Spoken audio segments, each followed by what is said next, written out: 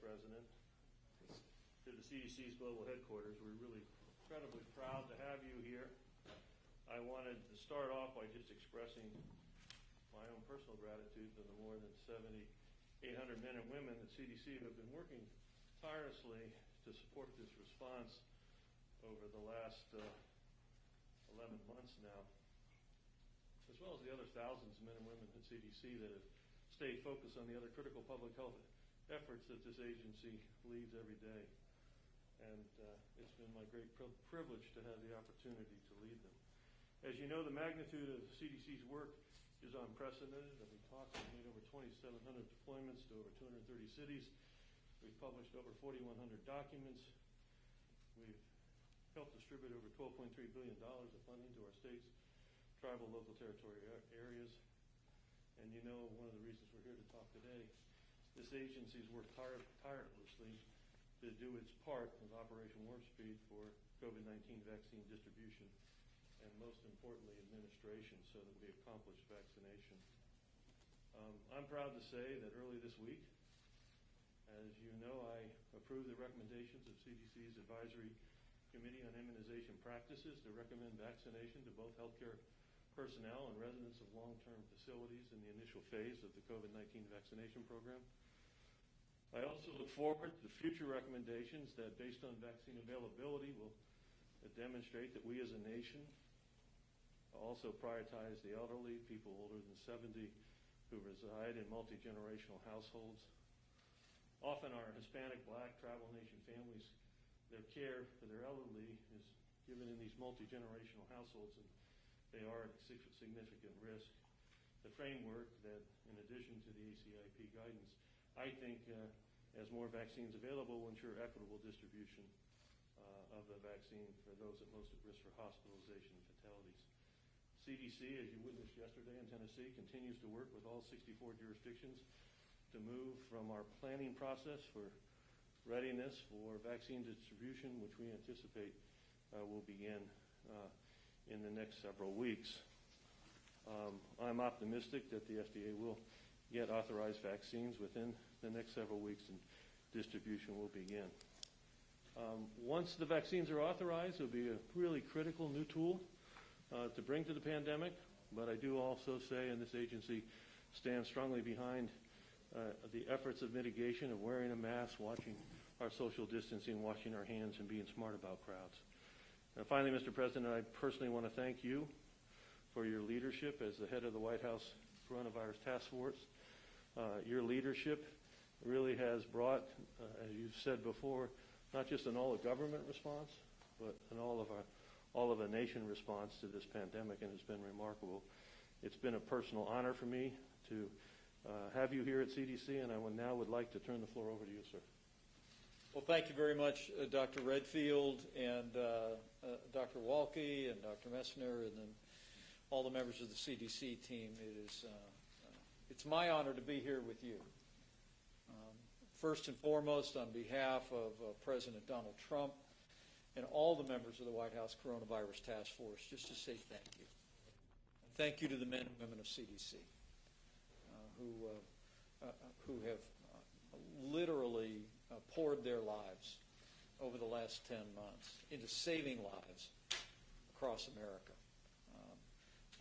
I served as governor of Indiana and had reason to work with CDC in an incident in the state of Indiana, but the work that we have done together over the last 10 months has left me deeply inspired, not just as your vice president, but as an American, with the men and women that serve on this campus, on CDC campuses across America, and literally the CDC personnel that are embedded all across this country, giving counsel to state policymakers and governors as we've found our way through this extraordinary coronavirus pandemic and its impact. So I want to say thank you to each and every one of you. I'm also very honored to be here with three leaders who have been stalwart partners in our national response. Senator David Perdue and Senator Kelly Loeffler, I want to thank you, whether it be the CARES Act, whether it be helping us to secure billions of dollars to reinvent testing, provide PPE, the establishment of the air bridge, or just your consistent, steady support to put the lives of the people of Georgia first. I want to thank you. And I thank you for being here for this update. I'm also very grateful to Congressman Doug Collins and all the members of the House of Representatives who've, again, stood with us, put the health of the American people first. And it's an honor to have you join us for this update from the people here at CDC. We're in a challenging time in the course of this pandemic, and all of us have a role to play. Wash our hands, social distance, wear a mask when it's indicated. But we're also in a season of hope.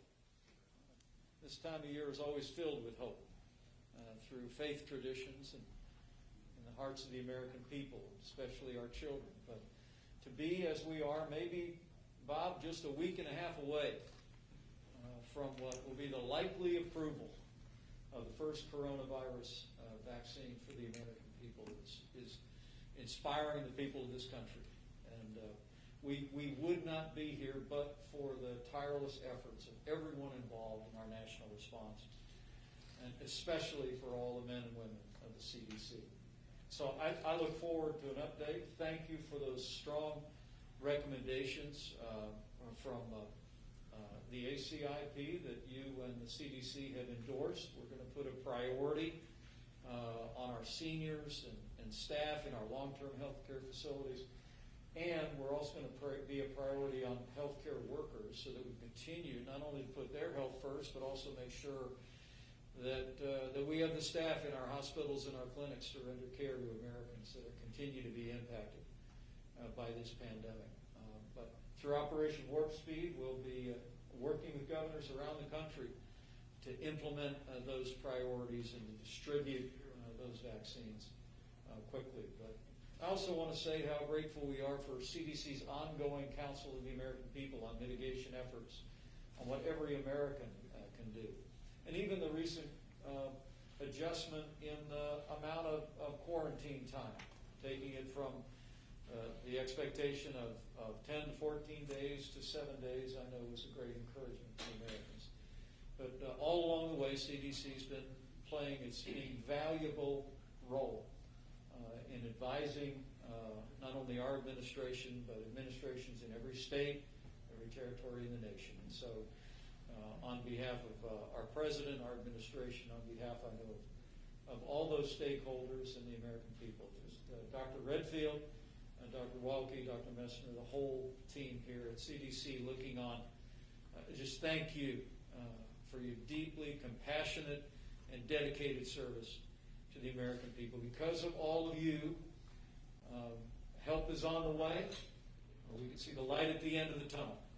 And I'm more confident than ever that the day will come and come soon when we put this coronavirus in the past and return our nation to the freedom and the health and the lifestyle that we've all enjoyed across this country. So, Dr. Redfield, thank you very much for your kind words, and I'll turn the program back over to you.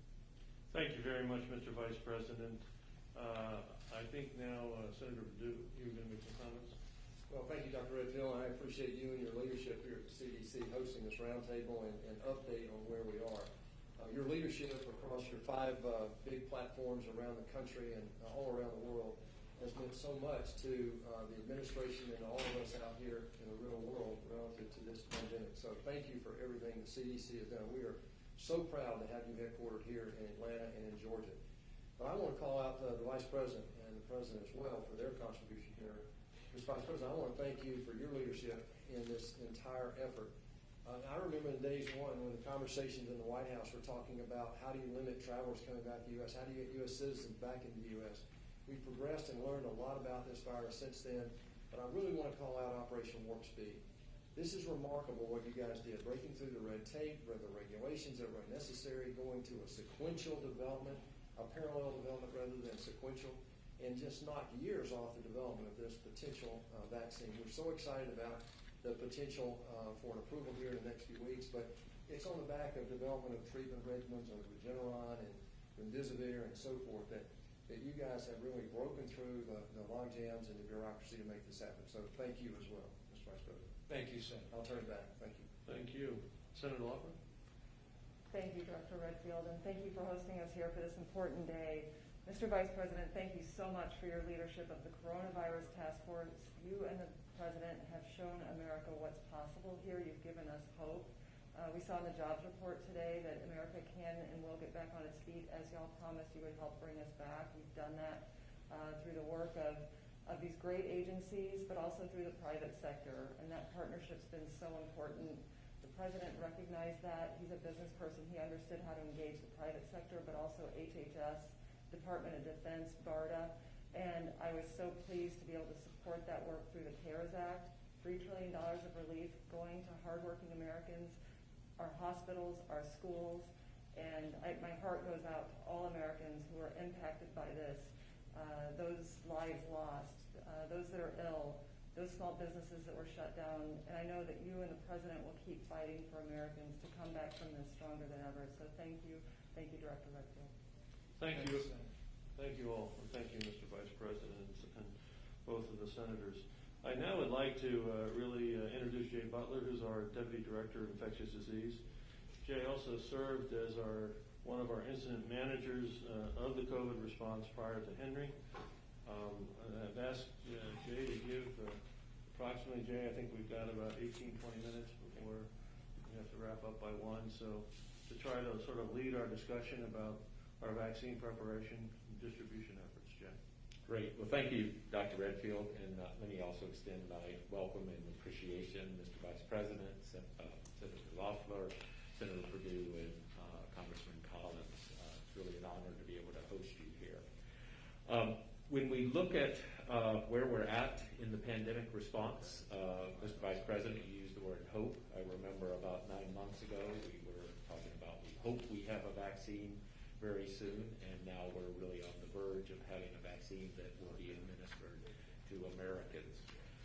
You're here at CDC. I want to acknowledge the partnership between CDC and Operation Warp Speed, but also our state, local, and tribal partners who are really on the front line of administering these vaccines. And I also want to point out that this is bigger than an all-of-government response. It's an all-of-America response. It's going to take all of us at various levels of government, also industry partners, healthcare providers and facilities, as well as community and faith-based organizations and leaders. So not to scare anybody, but there is a PowerPoint that might help to frame the conversation, but I want to stress that I'd like this to be conversational. So feel free to jump in if you have questions along the way. So the second slide describes the overarching objectives of the vaccination program, including to ensure that we have a safe and effective vaccine that will prevent the disease and death caused by COVID-19, and also minimize the disruption to society, help restore the economy, and to be able to protect our healthcare capacity, which is really groaning under the stress of the pandemic at this time.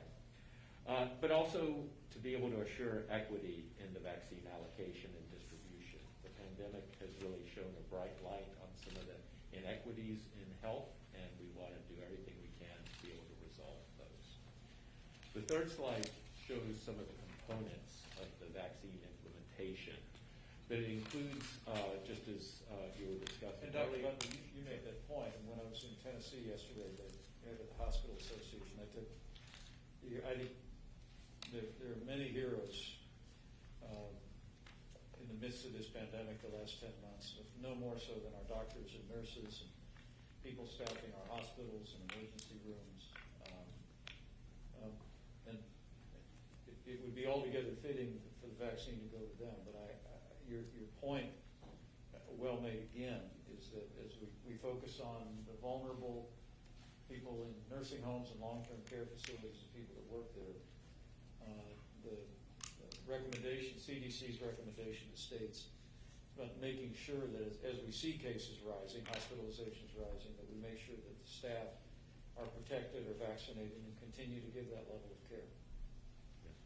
Thank you. Yes, you definitely want to protect those that protect us, and also recognizing our healthcare workforce is predominantly female, and some of the communities that are heavily impacted by the pandemic are actually overrepresented among healthcare providers. So I think that is going to, the prioritization of healthcare providers will be important for protecting not just the healthcare infrastructure, but also addressing some of these issues that you've just raised. Yeah, very good. So the components of vaccine implementation include this process of identifying who is going to be vaccinated first, because we will have more people than will have vaccine initially, allocating it out to the states and some of the local jurisdictions to be able to make sure that it's getting to where it can be administered, distributing it, the logistics of getting it from the factory to where it can be administered, and actually also making sure that it gets into ARBs and being able to track the safety. And because it's going to be 2-dose regimens, at least for the initial vaccines, making sure those second doses are administered. And throughout all of that, making sure that we're communicating what we know about the vaccine as transparently as possible, and reassuring people that we're telling them what we know when we know it. The fourth slide goes into a little more detail about the Advisory Committee on Immunization Practices allocation methodology. And it's a deliberative process using an external group of experts that advise the CDC director. As a physician, I have to say the ACIP is something I learned about very early in my training, and it's where I go to learn more about how vaccines should be utilized. So the question of which group should be recommended to receive the vaccine first, there were 4 ethical principles that were applied to maximize benefits and minimize harms, to be able to promote justice and fairness in vaccine distribution, to mitigate those health inequities, and also to promote transparency. Incorporating what we know about the science of the vaccines, what do we know about the logistics of implementing a vaccine, particularly these ultra-cold chain vaccines, and the ethics of making sure that it's a fair process. The ACIP has met twice over the past 2 weeks in public meetings, and the fourth slide, they're actually not numbered, but I think it's the fourth slide, that outlines some of the recommendations that came out of those deliberations. And some of the data they looked at included the fact that there's been nearly 250,000 COVID-19 cases among healthcare providers, and then unfortunately over 850 deaths. Also looking at the data that we have on long-term care facilities and modeling those epidemiological data, we know that vaccinating staff can actually be a very powerful way to be able to save lives. And then also the exposure that occurs in healthcare facilities not only can put the healthcare providers at risk of disease, but also because of the issues around quarantine and isolation, take them out of the workforce at a time when we desperately need them.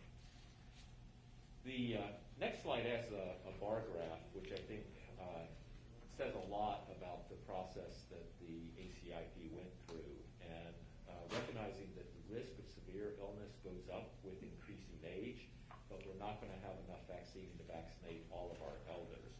But what this shows is the proportion of COVID-associated hospitalizations that come from long-term care facilities. And among people aged 75 and older, more than half come from long-term care facilities. So that gives us an opportunity to really identify where we're going to get the biggest bang for our buck with those initial doses of vaccine. So the next slide actually describes those phase 1 allocation groups, including healthcare personnel, which we estimate there are about 21 million in the United States that fit the broad definition of healthcare provider, and roughly 3 million residents of long-term care facilities. There's issues that we are continuing to consider. As they say, the devil is in the details, and this includes things like sub-prioritization, which may be required if the supplies are even more limited than we think right now. Also, implementing the programs for healthcare personnel will need to consider the fact that the vaccines do cause some reactions, and sometimes it's not uncommon for people to have a sore arm, a low-grade fever, headache, to feel tired, and we want to make sure that our healthcare workforce isn't potentially delayed from continuing to provide services because of the vaccine itself.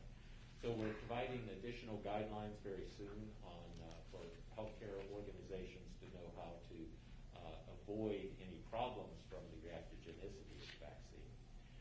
We also know that reactogenicity appears to be lower in an older adult population, so that's, I think, potentially good news. There is a graph describing the distribution concept. I'll summarize it by saying the Pfizer vaccine, which requires ultra-cold chain, the one that everybody says is Antarctic temperatures, will be shipped directly from the manufacturer to selected sites that can maintain that cold chain. In some states, that may be only 1 or 2 locations. The other vaccines, such as the Moderna vaccine, will go from the factory to a distribution system that is already existing, one that we use routinely for the Vaccine for Children program. It's a system that already distributes more than 80 million doses of vaccine each year. This will get the vaccine out to different places where it will be administered. And I should also add that it's not just vaccine that's showing up, but also the ancillary kits, in other words, needles, syringes, alcohol swabs, these kind of details that are so important to be able to get vaccine, not just out of the factory out into the states, but also making sure it's getting into arms where it's going to make a difference. And Dr. Butler, on Operation Warp Speed, I think it's an encouragement to the American people to know that while the scale of the distribution of this vaccine is historic, in its particularly in the time frame that we're going to be driving, this is what CDC does every year. I think Dr. Redfield, you gave me a number at a recent task force. I mean, how many vaccines does CDC distribute every year? This system that we're using with McKesson, as Jay said, we do over 80 million a year. So I think every American would be comforted to know that CDC already has been in the business of working with the private sector to distribute 80 million vaccines every year. And so while our objective is to make the vaccine available for every American that would want it, and we believe we'll be in a position by the spring or early summer to have sufficient vaccination for that, the confidence that I've heard from people is we're building on a foundation that CDC is quite well versed in, and that our private sector partners are very experienced in. Is that a fair comment? That's a fair statement. And I also just want to call out the foresight of Dr. Messinet and her staff in the pre-pandemic planning to build into the contracts with McKesson Corporation that does the distributing to be able to have the surge capacity in the event of a pandemic so that we can go much higher than 80 million doses if that's what we need to distribute. Yeah, I think Mr. Vice, Nancy should correct it, but I think when you briefed me, you had surge capacity up to maybe 900 million doses? Is that the original contract? Well, and Dr. Messinet, it's great to see you again. It's been a little while, but continue to follow your work and contributions here. How many states, I was in Tennessee yesterday, they actually had been rehearsing pandemic planning, they told me, over the previous 3 years. But with regard to our private sector partners and their planning in states, how much planning had gone into this long before anybody ever heard of COVID-19? Can you address that, Nancy? Yeah, I think that every state has been working on pandemic planning for many years, but that really kicked into high gear at the H1N1 pandemic, which actually Dr. Butler led the immunization efforts for. And I think that the point is that while this is an unforeseen scale, the building blocks of this existed not only at CDC, but at every state and jurisdiction. I think that's what's been most inspiring to me, Bob, and Dr. Butler and the team. Is that the forethought, the anticipation, the history of CDC's role in preparing for and dealing with previous outbreaks.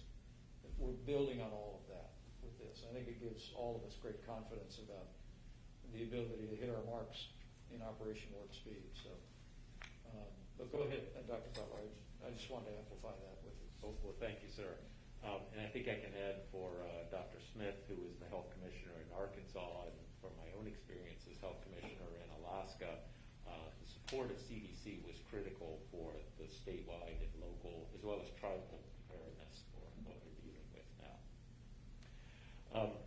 There's a slide that describes a little more of the details of the Pfizer and Moderna products. I think the only thing I'll point out is that it's not straightforward. It's not as easy as 2009 and one dose of influenza vaccine. It's 2 doses, it's different intervals, it's different handling. So there's quite a bit of education that we are putting together for providers, as well as some fairly complicated data tracking to be able to make sure. We're direct shipping vaccines to providers. The Pfizer product is direct shipping, and then the Moderna product is going through the McKesson process. But it's a fast process. It doesn't slow down. Both of them end up at the provider.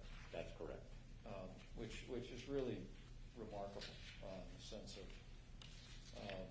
what General Perna was briefing us on just a couple of weeks ago was that as we're encouraging states to enroll more providers, then we have the ability through either system to ultimately have that vaccine arrive at provider, however large or small they are. So that's how we actually believe, and that from the moment that we receive FDA approval, which we think is likely sometime the week of the 14th of December, that we could be shipping within the first 24 hours, and we could be vaccinating people within 24 hours of that. So within 48 hours from the FDA's approval, we could be vaccinating people literally in all 50 states and territories all across the country. So it's and this is all being overseen by the CDC and the experienced people here. So really remarkable. The next page shows actually the number of vaccine providers who are enrolled to be able to administer vaccines. This is only through this past Monday.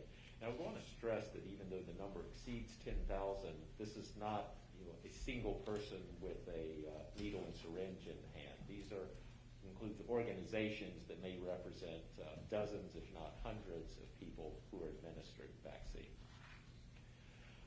We've been working with our states to make sure we're getting feedback. What are the problems that? What are you mostly hearing?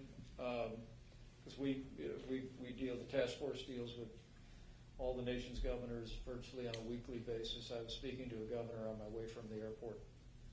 What's the feedback right now? What are the issues that they're raising right now? Well, sir, there's 6 issues that we see as recurring themes. One is the funding issue to make sure that they have the ability to be able to operate the local program. Right. And that includes having enough people to administer the vaccine. While we're leaning heavily on providers as well as partners like Walgreens or CVS, there's going to be situations where we need a larger workforce to actually administer the vaccine. An issue we hear, maybe not so much from the governors, but from the vaccine program people, is recognizing that the week of the 14th is only the beginning of the beginning. This is a process that's going to play out over the next several months, and we need to develop what the cadence will be. How do we make this a sustainable process? Because this will be a marathon and not a sprint. The other issues that have come up is making sure that we have everything in place, as I was mentioning earlier about the second dose planning, that there is enough vaccine so that no one receives a dose and then is told there's no more available for your booster. Making sure that the people who are administering vaccine remain safe, that there's personal protective equipment available. We think by the end of the month we could have 40 million doses, but we're going to literally hold back the second dose. So the focus would be on getting about 20 million Americans vaccinated. But as you said, the priority will be to make sure that everybody knows if you get the first shot, you're going to be in the system, and we're already holding in reserve the second dose for you. So American people can be confident of that. But that's an issue that you're hearing about. Yes, but that's a priority that we want to address. And we want to keep our vaccinators safe, so we want to make sure that the PPE is available to them. Right. We're providing a small amount to them as well, but also working with them to make sure the stocks are available. And then addressing the issue about vaccine confidence, that people feel like it's going to be a safe and protective vaccine. And as a healthcare provider and a public health official, I know that the person that most people listen to most is their healthcare provider. Right. So we want to make sure that information is provided to healthcare providers as quickly as possible, particularly since they're prioritized, so that they can confidently receive the vaccine and then also serve as examples for their patients. Well, the confidence piece is so important, and we did see some positive progress, but this fall, I think in September, we only had half of the American public that said they'd be prepared to take a vaccine. I think that's closer to 60% now and rising. But I know I want to be sensitive to everyone's time. I know you're initiating a project to build confidence in the vaccine, and I think it's incumbent on all of us in public life to communicate the thorough process. Where we've gone at a record pace, but we've cut no corners in this. And I think that what we want to do is assure the American people there's been no compromise of safety or effectiveness in the development of this vaccine. We've just under Operation Warp Speed, we, as Senator Perdue said very well, for the first time ever, we did several things at the same time. We literally were manufacturing vaccines while they were being developed and screened and reviewed. So that's what puts us in a position to have the 40 million doses that we could have before the end of this month. But I just want to urge you all on in that. I know that Dr. Redfield and I have spoken about it. You said there's no more trusted voices than your local healthcare provider. I think CDC's voice in continuing to reassure the American public about the safety of this vaccine would be extremely important. So I want to encourage you in that. Nancy could probably make a quick comment that, clearly has been working prior to COVID to build our confidence in vaccination with influenza, which obviously then laid the groundwork for this. And in addition, people may not be aware, but the CDC, in partnership with the FDA, really has an extensive vaccine adverse reporting system that we operate on all vaccines. And I think that's also part of the importance of building confidence, that we have this transparent adverse reporting system. Nancy, I don't know if you want to make a comment or two about it. Dr. Cohen, it's actually her thing. program. Amanda? Sure. So the Vaccinate with Confidence program, it's really a national strategy to support increasing confidence. You can step forward, Doctor, if you like, so we see it. The National Vaccine Confidence Program is being initiated by CDC and all of our federal partners to reinforce trust in the American public, which means we need to not only monitor safety as much as possible and as robustly as all of our systems will give us all of that data, but we also have to communicate that to the public on a regular basis. The most important thing we can also do is empower healthcare providers. As Dr. Butler said, healthcare providers, if they take the vaccine and they show everyone that they have taken the vaccine and that it's been and they support and recommend vaccination, they will infuse confidence in the American public. I always say we have 20 million healthcare providers. If each one of them instills confidence in 10 people, we will get there. And finally, engaging communities is the last part of our strategy, which is really important to reach communities that have health disparities, that may not trust the government in the same way that other groups do. And we really have to address them using local partnerships, addressing them with listening to people's questions and concerns about the vaccine. I think several people have said, I don't want people to tell me what to do, I want people to talk to me about what to do. And so we're really going to use, as Dr. Butler said, an all of America approach. we need not only government and healthcare providers, but also local community trusted sources to help us increase confidence. That's great. And it's Dr. Cohn, is it? Yes. And so all of that information will be public to the American people. That adverse effects, people could report in if they have an adverse effect of vaccine. And so people would be able to track virtually in real time how people are responding to the vaccine. I think that would be a great comfort country. And I really want to commend you for that. Great job. Excellent job. Well, Dr. Butler, I might just jump in here because I wanted to hear a little bit from Dr. Walke, just a big picture for I know the senators and the congressmen are in the process of looking at possibly additional resources. I'd love to give Dr. Walke a chance to say where we are nationally.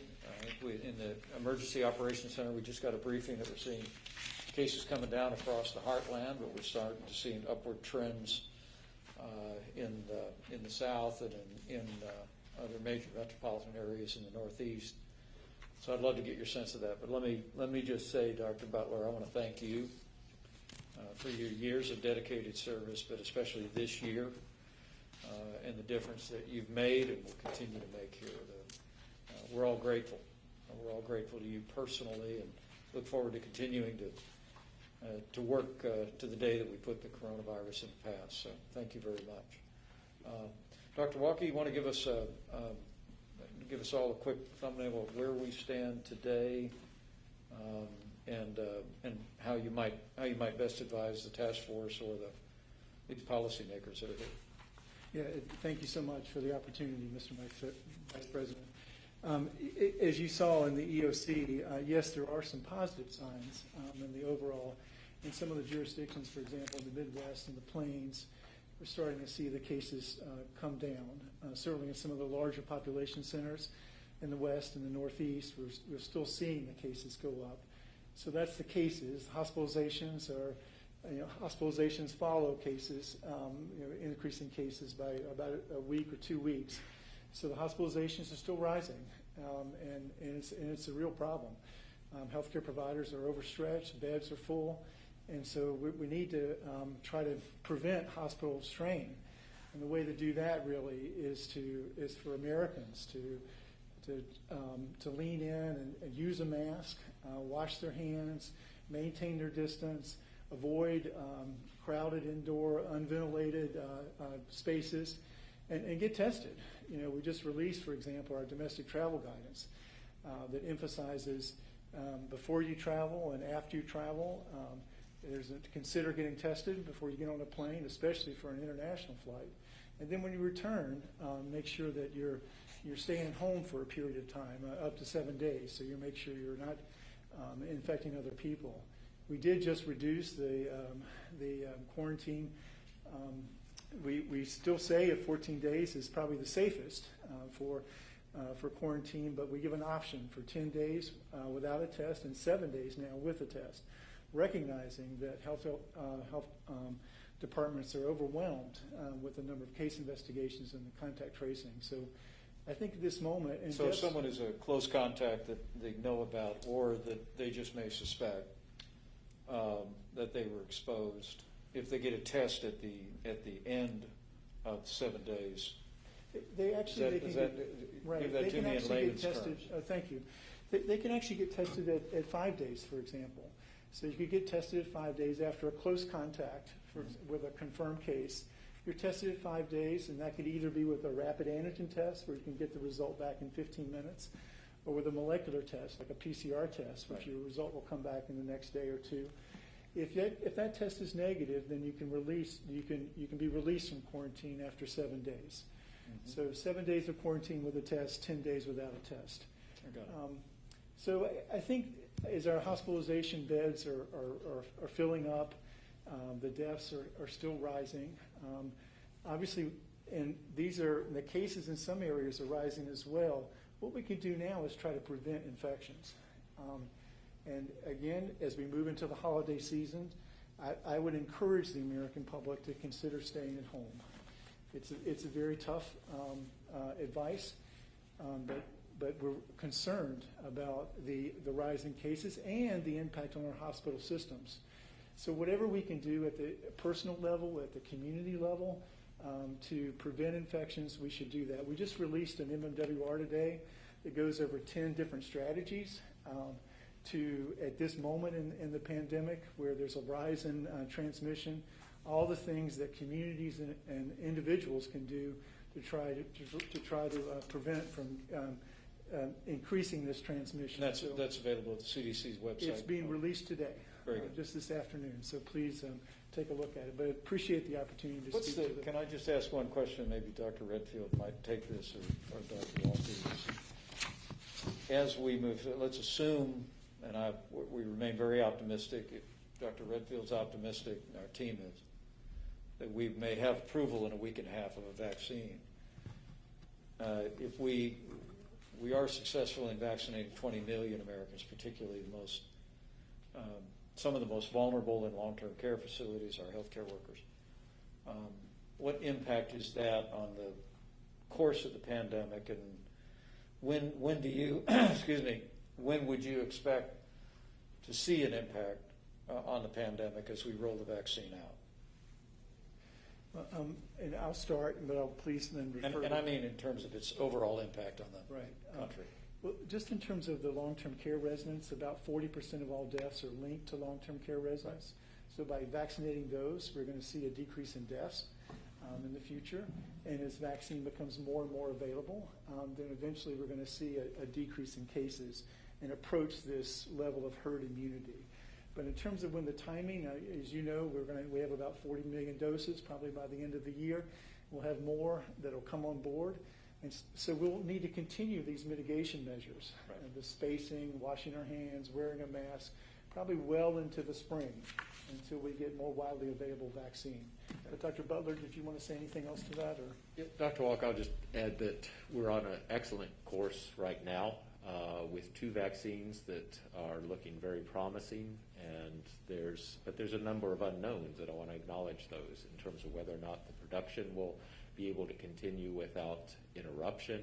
And we also depend heavily on some of the other products that are currently in trials, and we don't yet have the data on those. So it'll be a matter of being able to provide protective immunity to as many Americans as possible, and being able to assess how that is driving the pandemic downward. And ultimately that will then lead to additional recommendations about whether or not we can change our current guidelines on masks, social distancing, and hand hygiene. Understood. And I would just add that one of the big thrusts that I think we're really confronting right now with a variety of strategies is to do all we can to keep our health system from being overwhelmed. And I think that is the critical thing for December and January.